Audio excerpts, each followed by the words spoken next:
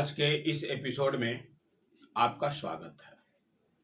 आज हम देख रहे हैं trigonometry ratio and some angles. Trigonometry से रिलेटेड चूंकि पहले ही ये बताया जा चुका है कि ट्रिगोनोमेट्री का रिलेशन एक राइट एंगल ट्रायंगल के ऑक्यूट एंगल से होता है और उसका मेजरमेंट करना और उससे रिलेटेड प्रॉब्लम को सॉल्व करना। तो यहाँ पर हम ट्रिगोनोमेट्री रेशियो से रिलेटेड कुछ एंगल्स के बारे में हम देखेंगे, उसे कैसे फाइंड करेंगे और उससे रिलेटेड क्वेश्चन को हम कैसे सॉल्व करेंगे। हाँ देखिए, T ratio of some particular angles. यहाँ पर हमें find the value of T ratio of 0 degree, 30 degree, 45 degree, 60 degree और 90 डिग्री। यहाँ पर ट्रिगोनोमेट्री रेशियो से related 0 degree, 30 degree, 45 degree, 60 degree और 90 डिग्री के का वैल्यू को हमको फाइंड करना है। कैसे फाइंड करेंगे, इसके लिए एक टेबल है। तो यहाँ पर हम लोग के सामने एक समस्या है कि हम इसे कैसे क्या करें।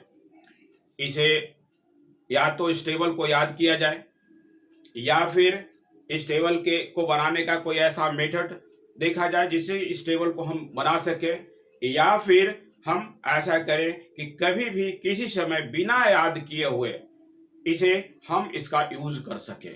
तो आइए देखते हैं सबसे पहले इसका टेबल हम कैसे बनाते हैं। देखिए यहाँ पर हम टेबल बना रहे हैं। यहाँ इसको फर्स्ट मेथड और बहुत पॉपुलर मेथड भी है। इसे यहाँ पर हमने एंगल दिया है 0 डिग्री, 30 डिग्री, 45 डिग्री, 60 डिग्री और 90 डिग्री, और यहाँ पर रेशियो दिया है sine theta, cos theta, tan theta, cosec, sec और कॉट थीटा। यहाँ पर हमने 0 से स्टार्ट किया है और यहाँ 0, 1, 2, 3, 4 मेंशन किया है। यहाँ लास्ट 4 है, हमने यहाँ पर 4 से डिवाइड किया सभी में और इसका रूट एंटर दिया।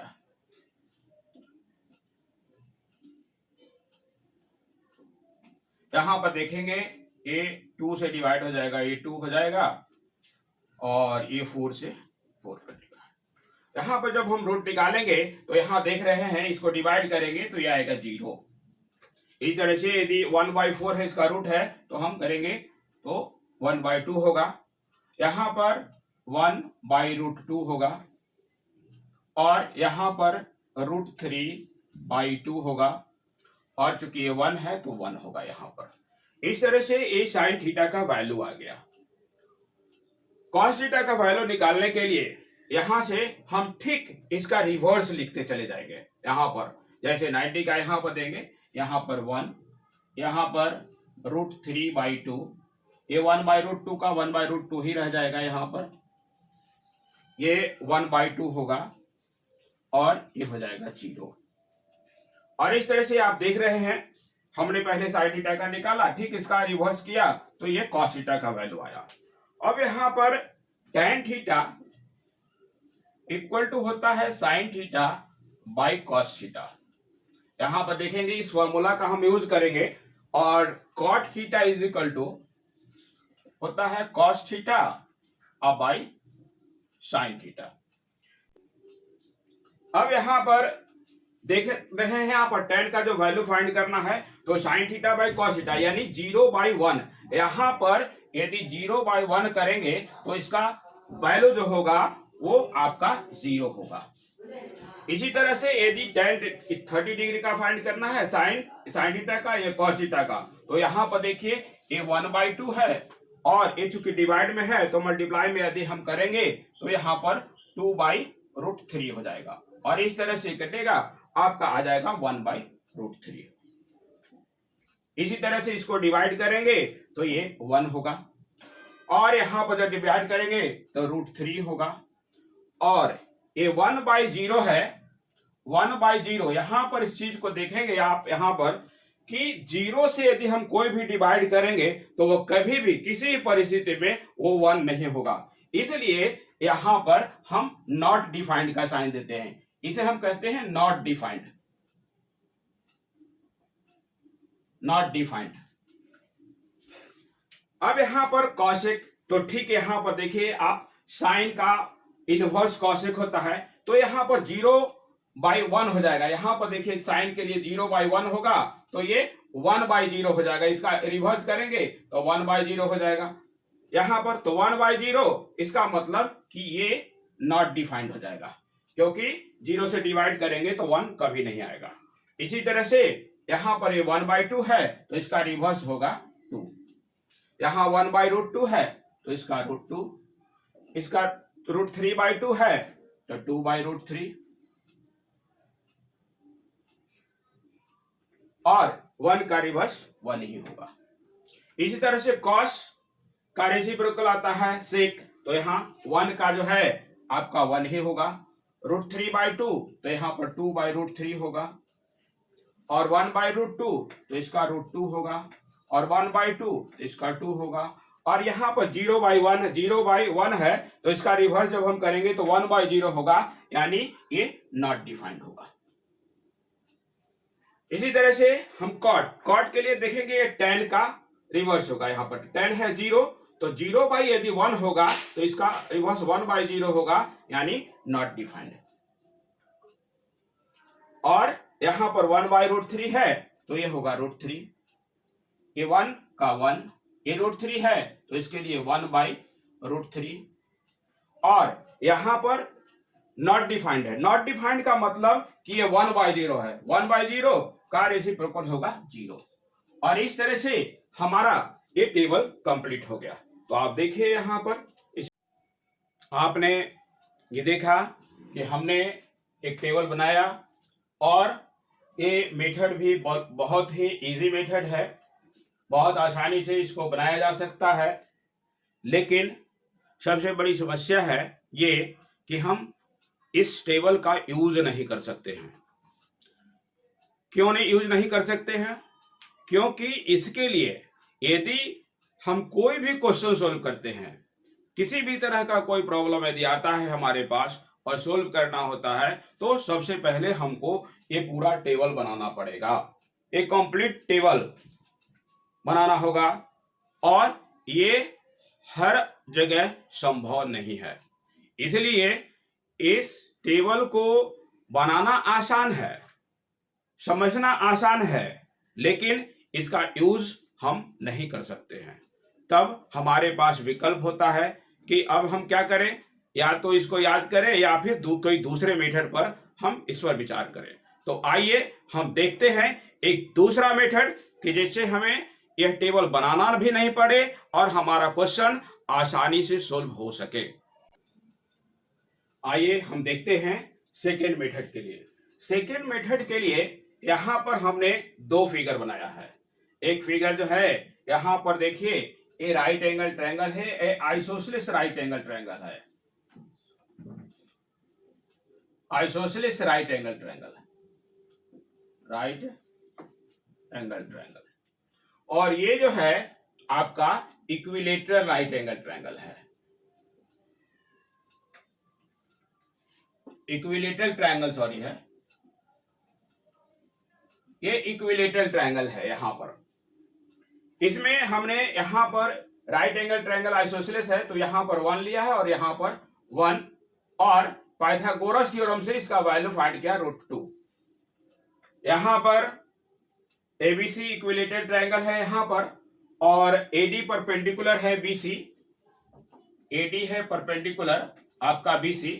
तो हम जानते हैं कि किसी भी इक्विलेटरल ट्रायंगल में एडी परपेंडिकुलर ड्रॉ करते हैं तो उसका बेस को वो बाइसेक्ट करता है। तो यहां पर 2 इक्वल पार्ट में डिवाइड करता है, तो यहाँ BD = DC = 1 होगा। यहां पर हमने AB = BC = AC = 2 लिया है। यहां पर इक्विलेटरल ट्रायंगल है, इसलिए यहां पर देखिए AB = BC = AC, और इक्वल टू हमने 2 ले लिया है यहां पर। और इस तरह से जब हमने परपेंडिकुलर डाला तो AD = √3 फाइंड किया। इसके लिए आपको करना यह है कि सिर्फ इस फिगर को आप याद रखेंगे। इस फिगर में जैसे राइट एंगल ट्रायंगल है यहां पर, तो इससे हम 45 डिग्री के एंगल को हम फाइंड कर सकते हैं और इससे 30 डिग्री और 60 डिग्री के एंगल को हम फाइंड कर सकते हैं। तो यहां पर आप देखिए, जैसे आपको पता करना है, जैसे साइन 45 डिग्री, तो साइन के लिए P बाई एच होता है यहां पर, तो P है आपका AB और बाई एच है AC, यानी 1/√2। इसी तरह से cos यदि 45 करेंगे तो यहाँ B बाई एच होता है, और B के लिए है आपका BC और बाई AC इक्वल टू है 1/√2।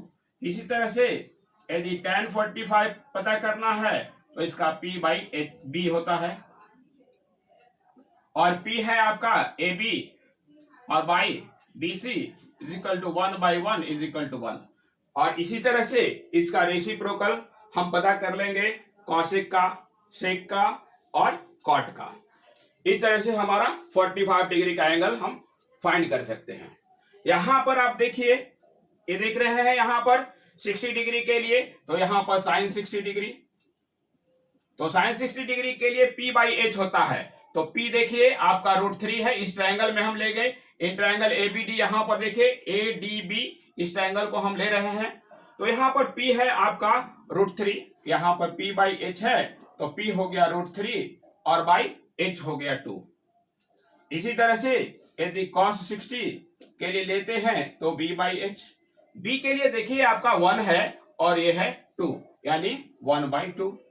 tan 60 के लिए यहां पर P बाई B होता है, P बाई B, तो यहां पर देखिए P है √3 और बाई 1, यानी √3/1 इक्वल टू होगा √3। इसी तरह से आप कॉसेक, सेक और कॉट, जो इसका इनवर्स होगा, हम फाइंड कर लेंगे। अब हम देखेंगे, ये 60 डिग्री का एंगल हमने फाइंड किया, अब 30 की बात करते हैं यहां पर। अब देखिए यहां पर साइन 30, तो साइन 30 के लिए भी P बाई एच होगा, लेकिन यहां पर देखिए कि 30 डिग्री यहां पर है, इसलिए AD बेस होगा और BD परपेंडिकुलर होगा, यानी P, यानी यहां पर ये P जो है आपका, ये BD और बाई होगा AB। यहां पर BD बाई AB होगा, तो BD है आपका, देखिए यहां पर 1 और ये है 2, 1/2। इसी तरह से यदि हम cos 30 के लिए करें तो B बाई एच होगा, तो इसका B होगा √3 और H होगा 2, यानी ये होगा √3/2। और tan 30 के लिए यहां पर देखेंगे कि P बाई B होता है, P बाई B, तो P आप देखेंगे यहां पर 1 है और B होगा √3, तो ये हो जाएगा 1/√3। और इस तरह से आप देख रहे हैं यहां पर कि हमने 45 डिग्री, 60 डिग्री और 30 डिग्री का एंगल हमने फाइंड किया सिर्फ इस फिगर की सहायता से। तो इस फिगर को हम याद रखेंगे और ये सारे एंगल को फाइंड कर लेंगे। इसके अलावा इसके जो इनवर्स है उसे भी हम आसानी से फाइंड कर सकेंगे। अब यहां पर देखिए, अभी जो हमने बताया, ये इस मेथड को, जो सेकंड मेथड में हमने समझाया, इस मेथड को हम ज्योमेट्रिकली मेथड के नाम से जानते हैं। यहां पर हमने 30 डिग्री, 45 डिग्री और 60 डिग्री का वैल्यू फाइंड करने के लिए बताया। अब यहां पर इस को हम देखें, यहां पर sine 0 degree is equal to 0 होता है और cos 0 degree is equal to 1, ये आपको याद कर लेना है। और ठीक इसी का उल्टा, यानी यह cos 0 का 1 होता है, तो यहाँ पर sin 90 का 1 होगा और cos 90 का 0 होगा। अब इसी को बेस मान करके हम tan 0 का वैल्यू फाइंड करेंगे। tan 0 का is equal to sin 0 by cos 0, तो sin 0 का वैल्यू 1 और cos का, sin 0 का 0 और cos का 1, तो 0/1 इज इक्वल टू 0। और tan 90 का होता है sin 90 बाई cos 90, तो यहाँ पर sin 90 का है 1 और ये 0, तो ये 1/0 है यहाँ पर, तो 0 से कभी भी हम डिवाइड करेंगे तो 1 नहीं होगा, तो ये नॉट डिफाइंड का साइन है, यहाँ पर नॉट डिफाइंड। इसी तरह से आप जहां कहीं भी देखेंगे ये 0 और 90 का फाइंड करने के लिए, यदि साइन 0 है, साइन 0 का 0 है, तो कॉसेक 0 का नॉट डिफाइंड होगा। और यदि इसका 1 है, यहाँ पर यदि 1 है तो ये 1 का 1 ही रहेगा। ये यहाँ पर देखिए, ये 1/0 यहाँ पर है, यदि ये 1 है तो 1 रहेगा, लेकिन यहाँ पर 0 है तो इसका नॉट डिफाइंड होगा। तो इस तरह से जिसका वैल्यू 0 है उसका रेसिप्रोकल नॉट डिफाइंड होगा। आज के इस एपिसोड में बस इतना ही। आज के इस एपिसोड में हमने जाना कि कैसे किसी एंगल्स के वैल्यू को हम फाइंड करेंगे। फिर मिलेंगे अगले एपिसोड में नए